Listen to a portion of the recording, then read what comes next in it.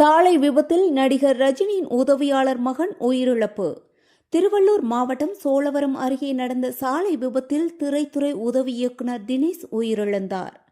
நடிகர் ரஜினிகாந்தின் உதவியாளராக பணியாற்றும் கருணாகரனின் மகனான தினேஷ் இருசக்கர வாகனத்தில் சென்றபோது அடையாளம் தெரியாத வாகனம் மோதியதில் சம்பவ இடத்திலேயே உயிரிழந்தார். இந்த விபத்து குறித்து போக்குவரத்து புலனாய்வு போலீசார் சிசிடிவி காட்சிகளை ஆய்வு செய்து விசாரணை நடத்தி வருகின்றனர்.